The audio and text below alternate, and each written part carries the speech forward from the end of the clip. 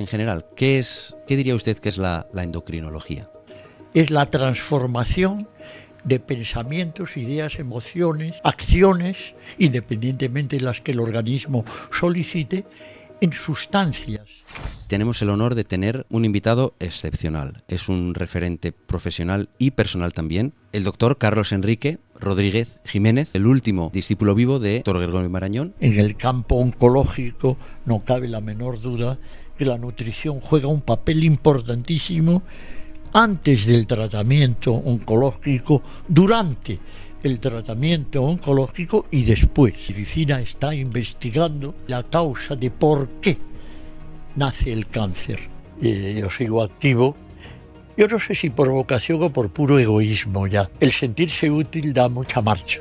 Los médicos jugamos con ventaja, porque nos vienen a pedir ayuda y además con cierto grado de fe. Pero no te preocupes, vas a estar bien, estoy contigo. Ese fue el comienzo de mi curación. Yo todavía agradezco como decimos, al universo, a quien sea, que nos cruzase. Bueno, al final no se desarrolló. Lo que sí desarrollé al regreso fue el primer laboratorio en la Seguridad Social de... Son cosas que pasan, simplemente no las entendemos, pero ¿son casualidades o son simplemente que no conocemos los hilos que van por detrás? No, obviamente hay algo más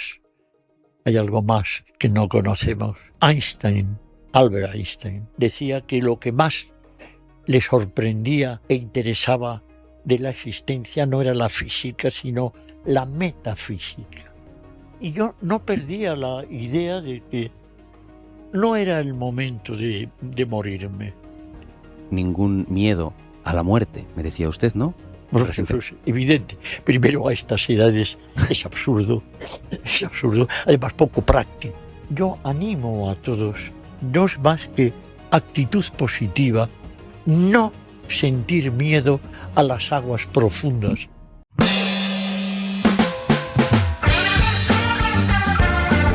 Muy buenas, bienvenidos todos a The Senpai Lab.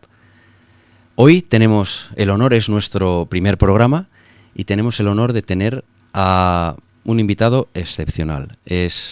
Tengo la suerte de considerarle amigo, es un referente profesional y personal también. Es un especialista en endocrinología, pero mucho más allá de eso, como ya descubriréis durante los próximos minutos, el doctor Carlos Enrique Rodríguez Jiménez.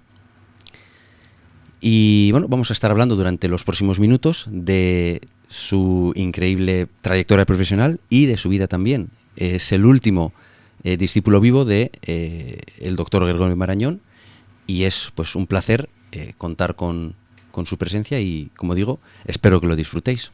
Muchas gracias, querido David, porque la amistad que me profesas hace que tengas esa imagen mía que dista bastante de la realidad, pero yo lo agradezco mucho. Muchísimas gracias. Como decimos siempre, vamos a hablar de dos partes. En un principio vamos a hablar un poquito de su trayectoria profesional, si le parece, destacada de ese punto de vista humanista de la medicina, de las personas. Entonces, la primera pregunta es, en general, ¿qué diría usted que es la endocrinología? Bien, el médico puede darle una imagen distorsionada porque la vorágine de la vida muchas veces te hace actuar de una manera diferente a lo que tú en realidad eres. Por eso hay muchos médicos anónimos que nos superan a los mayores e incluso a menores de edad que yo.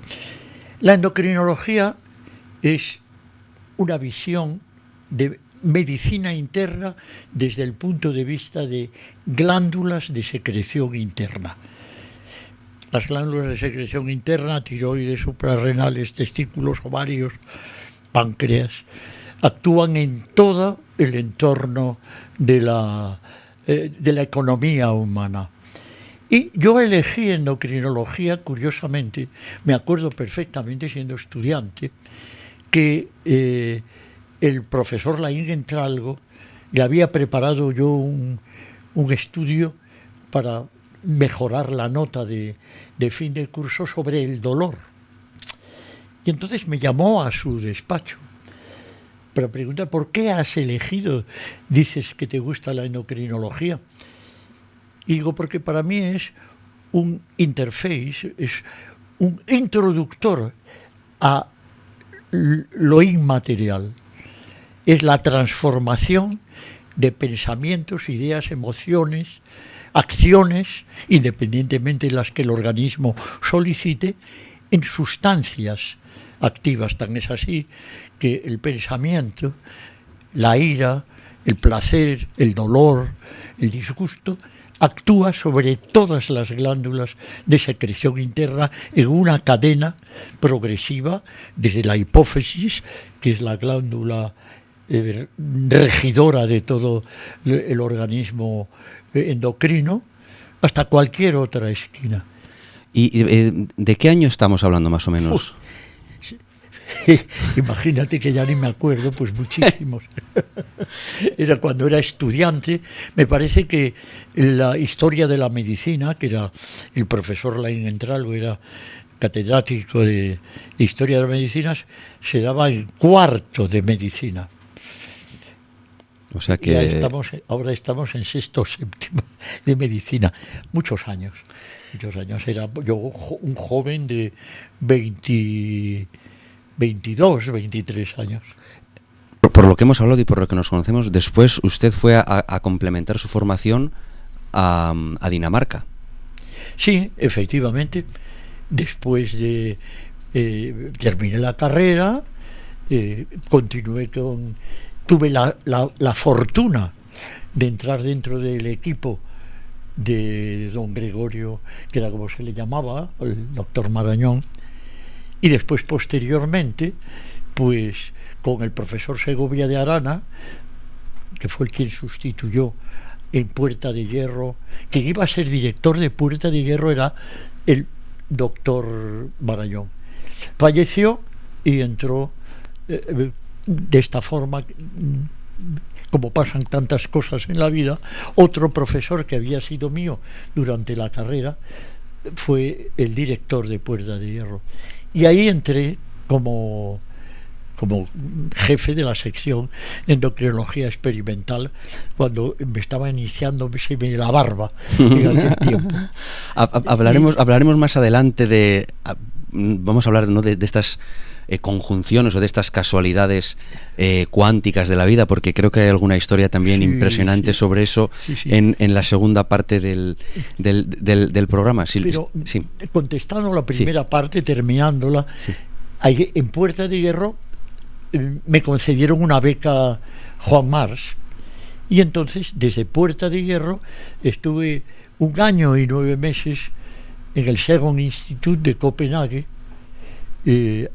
estudiando aspectos analíticos fundamentalmente de endocrinología, determinaciones endocrinológicas. Y en Copenhague aprendí muchas más cosas que hacer análisis hormonales.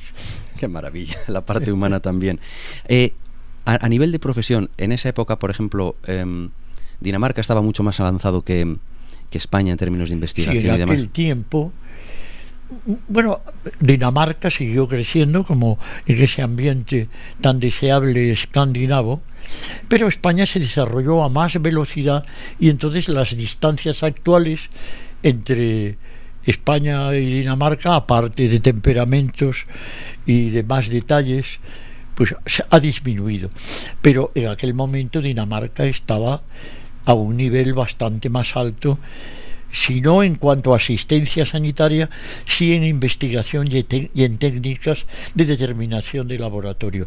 Yo tuve la fortuna de desarrollar mi estudio en el Segon Institut, un instituto internacional de determinaciones bacteriológicas, microbiológicas y hormonales. Después hice un rotating por el Rigshospital, el hospital de la Universidad Danesa, y Glostrup Hospital. Fue una época muy, muy constructiva, y que faltó muy poquito para que yo me quedase a vivir en Dinamarca, pero tenía el compromiso en Puerta de Hierro. Yo no había ido a Dinamarca para ir a vivir a Dinamarca, sino aprender algo para ponerlo al servicio de la medicina española. Y entonces pues montamos el primer laboratorio de hormonas de la Seguridad Social en Puerta de Hierro. Wow. ¿Cómo ha cambiado la endocrinología?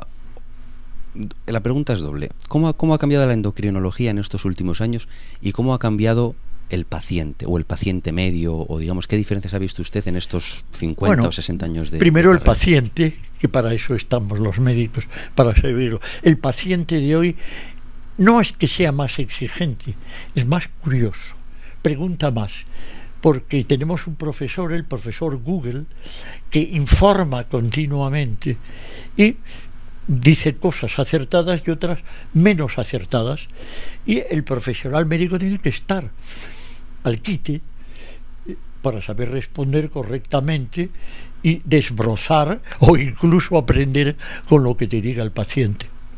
Qué tremenda humildad, de nuevo, su calidad humana, aprender del paciente. No, pero eso es evidente, eso es evidente, es el mejor libro que tenemos.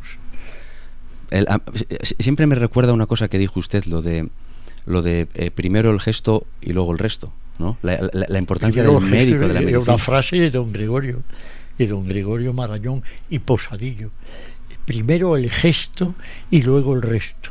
Sean ustedes personas antes que sabios, porque ya saben que los sabios son muy distraídos y a lo mejor se les olvida ser personas. Lo decía con cierto retranca, con cierto humor y con aquella seriedad amable que tenía don Gregorio. Qué maravilla.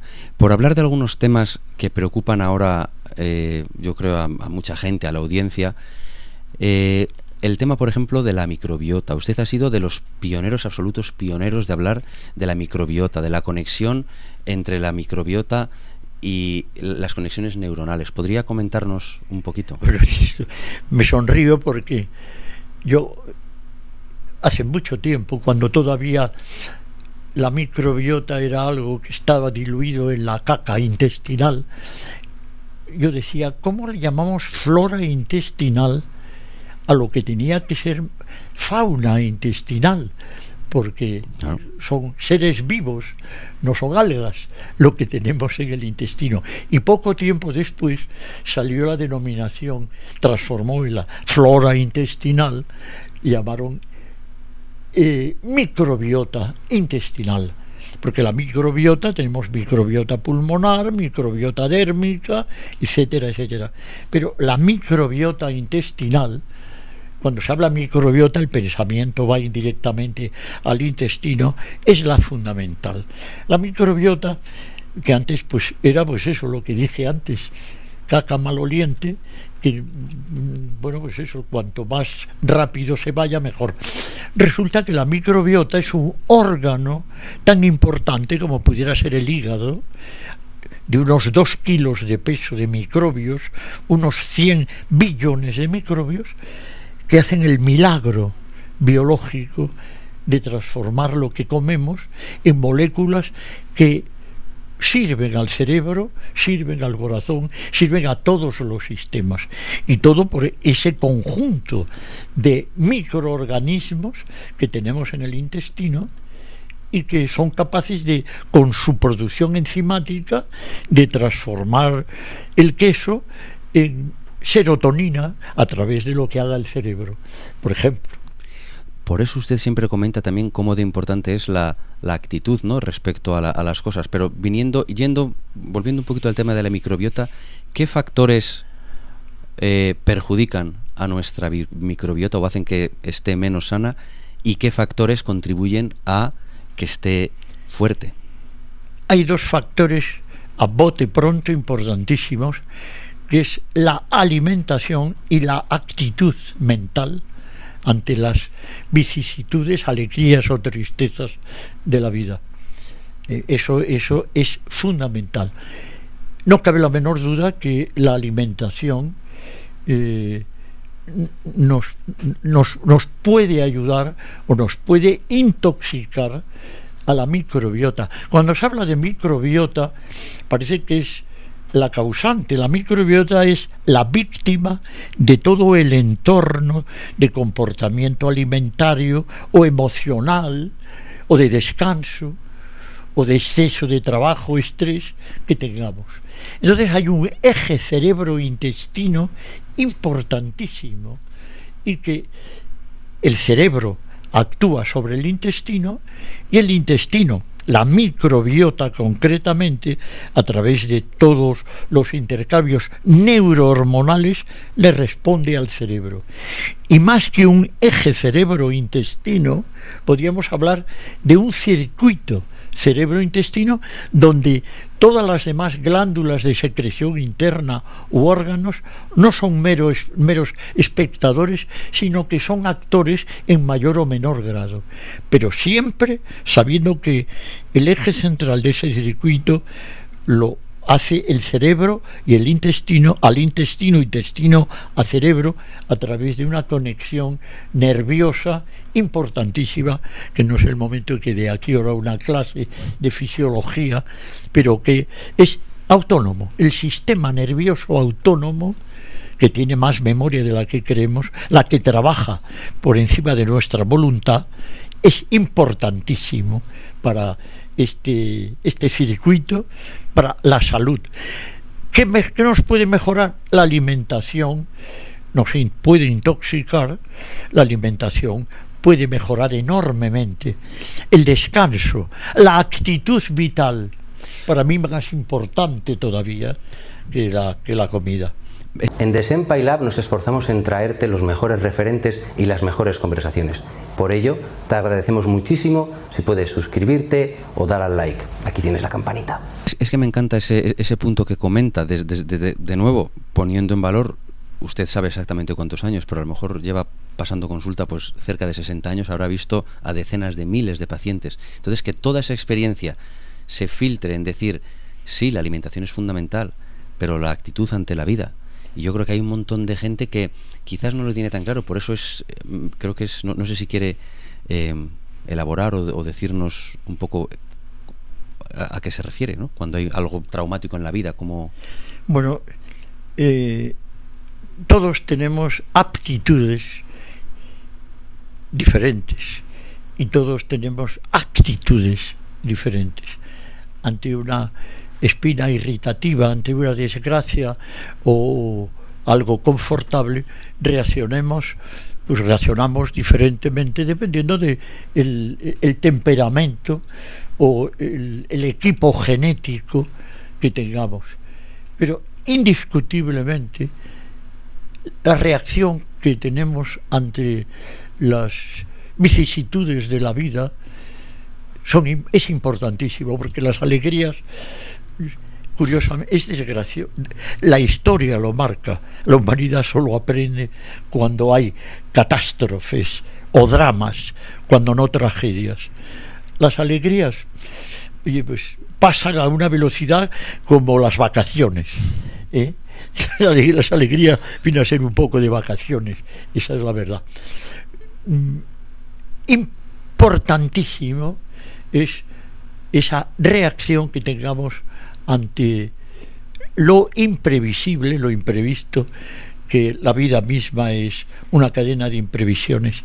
Lo que no puede ser es que no participemos de una forma activa y nos quedemos en el punto muerto de decir, qué desgracia, esto, o autocompadecerte y decir, esto no me lo merezco.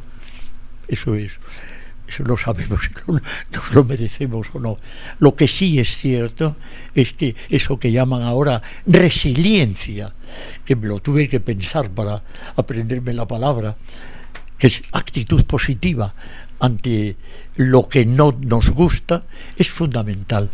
Y eso se logra, no cabe la menor duda, con serenidad, con el autoapoyo, con el aprender, como quien aprende al drive o al revés jugando al tenis. Se aprende con uno mismo, reflexionando o buscando apoyo en alguien que te pueda. Comentábamos hace un momento, usted decía la maravilla, la herramienta tan importante que era el psicólogo, el psicoanálisis, cuando hace falta y no puede uno mismo, ¿no? Me hacía una... Exacto. O sea, bajo ningún concepto, cuando uno está en el límite inferior de la normalidad, volvemos a decir lo mismo, el límite inferior depende de las propiedades que tiene uno. No todo el mundo es Rafa Nadal, por decirlo de alguna manera, pero el saber sobreponerse lo puede hacer cualquiera con un poco de serenidad y siendo consciente de lo que te está sucediendo. No, la autocompasión va muy mal para todo. Qué desgracia, hombre, yo no tengo duda que como digo yo no soy serio, pero soy formal.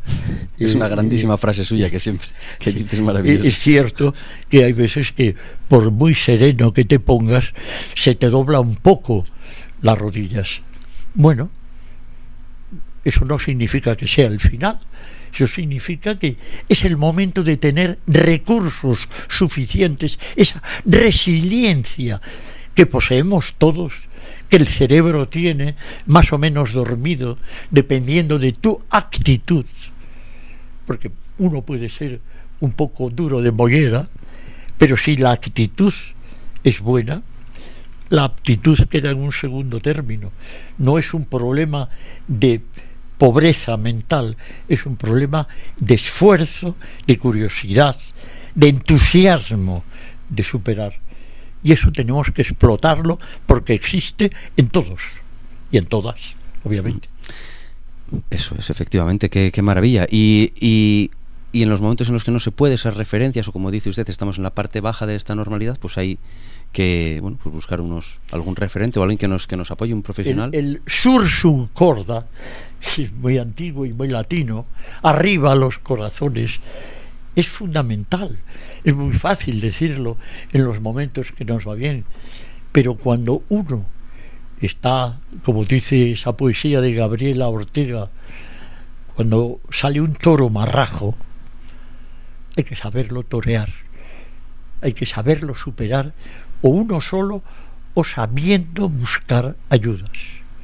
Nunca quedarse solo si no eres capaz, en esa soledad que a veces es sumamente productiva y beneficiosa, si esa soledad no te beneficia, busca apoyo. Sin lugar a dudas, que lo hay. No hace falta ser médico para... No, salud mental. Psiquiatra ahora se llama salud mental. Bueno, muy bien. Y si no, pues al vecino de al lado, a quien sea. Qué mensaje más positivo y más holístico, porque ¿no? Incluye lo que habíamos dicho, una parte es la actitud, y luego si quiere comentarnos un par de pautas sencillas en cuanto a la alimentación. Estamos en épocas de alimentos procesados, de comer mal, de comer con prisa, de no cocinar.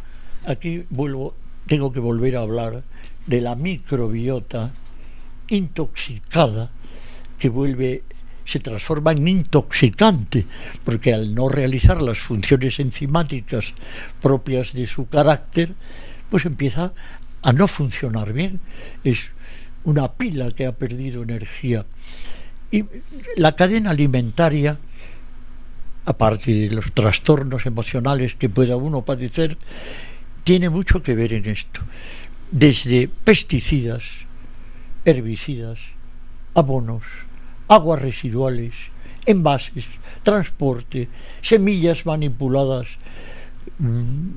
genéticamente, envases, almacenamiento, utensilios de cocina, manos, o sea, una cadena muy larga y minuciosamente que hay que estudiar, independientemente de que, aun encima, si estás medicado, hay que pensar que ese hígado está recibiendo un trabajo extra de limpieza de efectos secundarios que puedan tener. Entonces, que dejando esta parte medicamentosa y hablando de la alimentación, es conveniente fijarse bien en las etiquetas de nutrición y el proceder, de dónde procede el alimento, porque dependiendo del origen del alimento Así viene, no cabe la menor duda, perdón, parece que estoy metiéndome contra los controles sanitarios del país. Claro que los realiza, pero hay cosas que aún con controles pasan. Hace poco tiempo a cierto país se le ha devuelto una cantidad notable de toneladas de sandía porque venían contaminados con pesticida. Y claro, pues la alimentación, el origen y la calidad es fundamental. Pero dentro del entorno de la alimentación, el bioestilo, el estilo de la forma de vivir es fundamental. Yo lo resumo siempre en aquello de mente ágil y lógica, actividad física coherente y huerta, mar y granja, lo demás a negociar. Don Gregorio Marañón decía, no lo decía así porque él hablaba de otra forma, obviamente, pero ve, no vamos a vivir como si fuésemos quesos debajo de un fanal. Lo que sí tenemos que saber es compensar días de exceso con días de vacaciones. No se hablaba de la microbiota, pero sí que hablaba del hígado. Días de compensar días de exceso. Eso es fundamental. El descanso nocturno, un medicamento fundamental. El sistema inmunológico, independientemente de que el sistema inmunológico se fabrica en la microbiota en un 80%, el sistema inmunológico se refrigera extraordinariamente bien con el sueño nocturno. Y eso tenemos que cuidarlo mucho. Y después, tantas veces lo hemos dicho, en cómo piensas. Hay que cuidar inclusive el pensamiento y permitírtelo o no permitírtelo, porque eso crea ondas invisibles, pero que ahí quedan, igual que como hemos comentado antes, calumnia, que algo queda. Como seas muy pesimista, algo queda. Y si eres optimista, pero algo queda también. Los neurotransmisores, las hormonas cerebrales, lo agradecen mucho. Es increíble, es maravilloso escuchar que hay una razón científica detrás de esto que quizás intuimos, quizás lo dicen personas que no son especialistas, pero escucharlo de un profesional de la trayectoria suya creo que es una lección muy, muy importante para nosotros. Y lo que decía, huerto, mar y granja, ¿no? Es una... Y mirando, teniendo en cuenta el origen, que sea lo más... Cualquier tipo de verdura, frutas, fenomenal, sin olvidar las proteínas animales de carne, pescado, huevos, quesos, lácteos, muy bien. Y lo que dice usted, el resto a negociar, es decir, nada está prohibido, pero hay que negociar. El resto a negociar. El resto lo negociamos. Ahí tenemos que andarnos contiendo, no cabe la menor duda, porque el instinto, que está antes que la emoción, a veces nos traiciona y nos hace cometer pequeñas travesuras alimentarias o de descanso también. Lo que comentábamos antes, que decía que en realidad la parte lógica y el sistema nervioso responsable de esa parte, en verdad eso es la base, ¿no?, de todo. Por encima de eso está el sistema nervioso, que es el que tiene una memoria mucho más a largo plazo de la que nos pensamos. ¿Podría comentar un poquito sobre eso? Bueno, no es que hable de esquizofrenia, pero todos tenemos dos formas de actuar: la voluntaria, la que me hace parar al hablar o acelerar o movernos, lo que tú quieras hacer, y la involuntaria. Dos tipos de sistema nervioso: nervioso voluntario y sistema nervioso involuntario o autónomo, que se nutre de sensaciones, de emociones o de incluso interpretaciones de esa conversación que tiene pulmón con riñón, cerebro con intestino, todo un ovillo de conexiones que ya sabemos modestamente un poco, pero que hay mucho por investigar en ese campo de las energías, que yo digo que ahora hacemos medicina química, dentro de poco haremos medicina física, de actitud, de eso que hablábamos antes de gesto, pero el gesto nos lo tenemos que crear nosotros mismos. Usted decía que somos como microuniversos, ¿no? Nosotros, que la estructura que tenemos nosotros es la estructura del universo. Eso siempre es una reflexión Nosotros preciosa que usted ha hecho. Somos microuniversos, somos una representación de lo que el universo infinito es. Además, todo esto en realidad son suposiciones de gente muy sabia o de gente menos sabia, pero esa gente del campo de inteligencia natural, que es capaz de saber cuándo va a llover, cuando nadie se lo imagina. Bueno, hay un sentimiento, una sensibilidad inconsciente que nos lleva a tomar decisiones.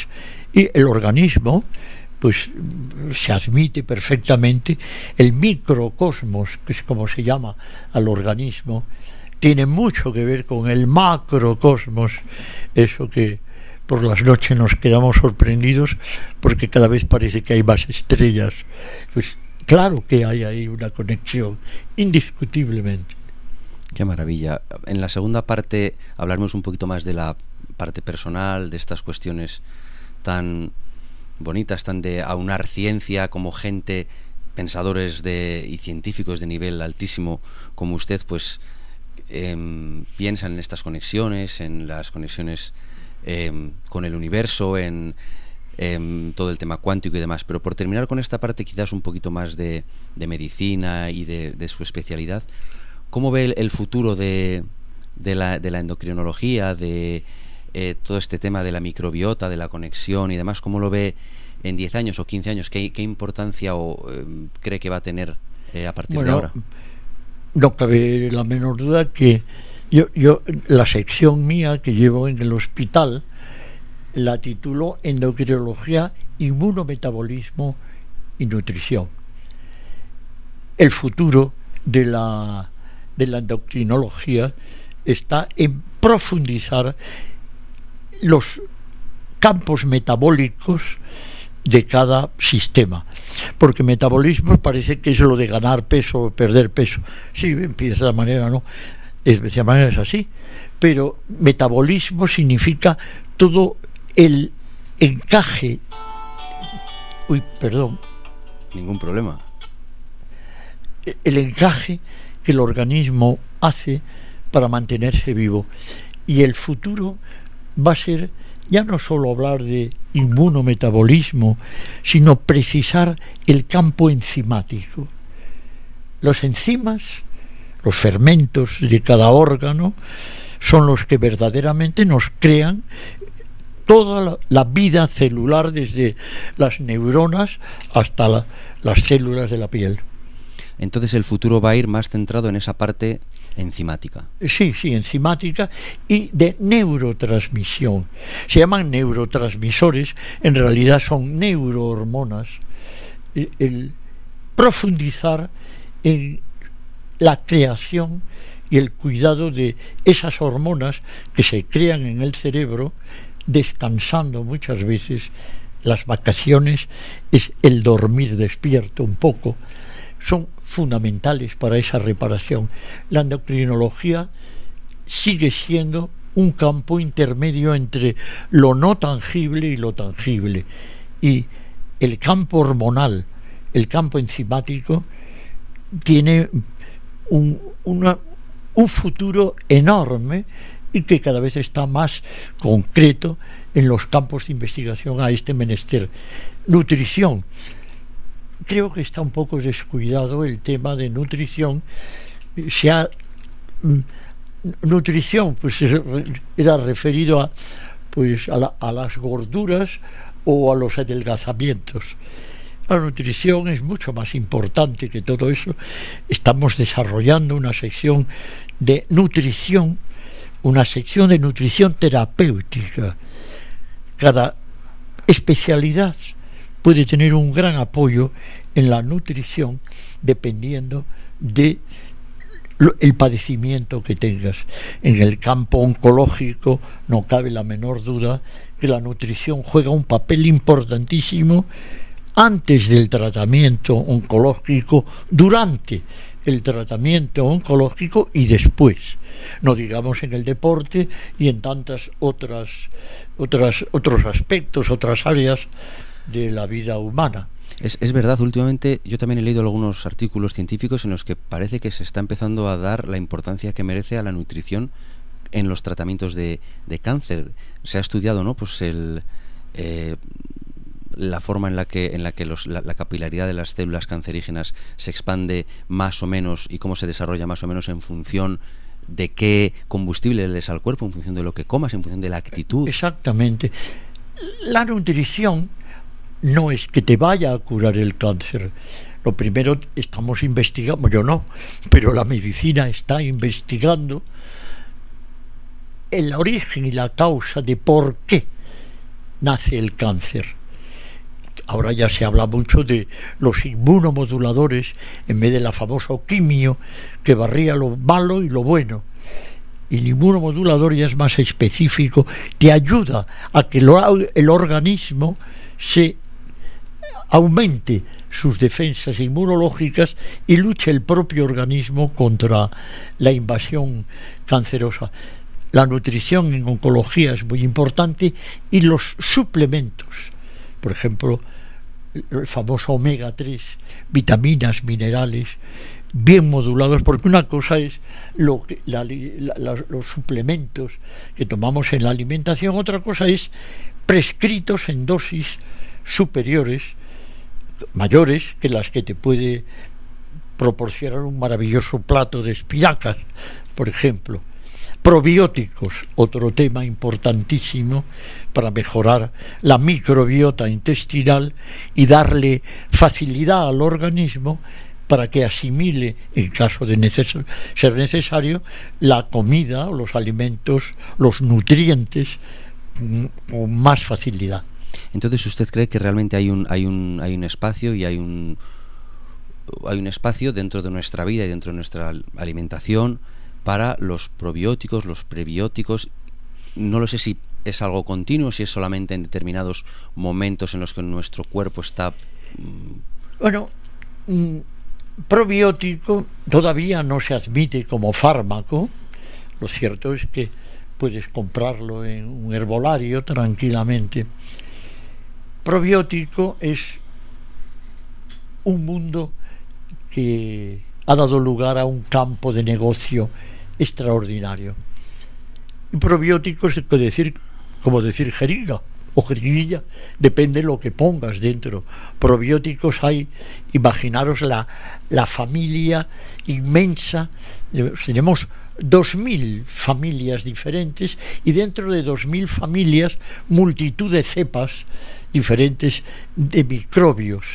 Entonces estamos en ciernes en esta manera cada vez más en utilizar probióticos, que es lo contrario de antibióticos, antivida de los microbios malignos, a probiótico, provida de los microbios que nos defienden. Qué interesante. De esos gendarmes o de esos transformadores de patata en una glucosa maravillosa o en fibra que anima la vida a la microbiota intestinal. Qué interesante. Antibiótico y probiótico. Efectivamente, en la etimología está en la misma palabra, ¿eh? Sí, está en la misma palabra. Pues nada, por concluir ya con esta parte, ¿podemos ser optimistas respecto a la endocrinología, por dónde va todas estas cuestiones de bioestilo, de metabolismo? Usted, que está al día en campos de investigación, quizás en investigaciones interdisciplinares, etcétera, ¿podemos ser optimistas? ¿Está avanzando? Sí, indiscutiblemente está avanzando. Hay varios problemas en la medicina actual en España, que es carencia de médicos, remuneraciones justas, lo que hace emigrar a los médicos y lo que hace dejar a la investigación un poco carente de medios para desarrollarse, porque cerebros tenemos Muy buenos. De primer nivel, sí. Pero muy buenos. Una juventud, yo juventud le llamo, como te dije, de 70 años para abajo, en diversos grados. Pues bueno, la juventud joven, la de 40, Gracias. 50, 30, es espléndida. Y yo animo a todos los que les guste la medicina que se metan en ese campo, medicina, biología, farmacia, en el campo de la investigación. La medicina es tridimensional, hay que verla en relieve, no es solo curar, firmar receta, sino ver en 3 dimensiones lo que es un organismo, contando siempre con esa actitud mental, cuidando muchísimo el comportamiento, el evitar la autoagresión inconsciente que muchas veces tenemos ante imprevistos, que los hay y muchos. Fenomenal, pues muchísimas gracias, doctor. Con esta parte terminamos. Gracias a ti. Nada, eso gracias a ti, porque verás que lo que tengo seguro es edad. Y entonces, claro, la edad tiene que darte algo de experiencia. Unas veces se habla tanto como yo, otras no se habla. Pero con el gesto se ayuda muchísimo.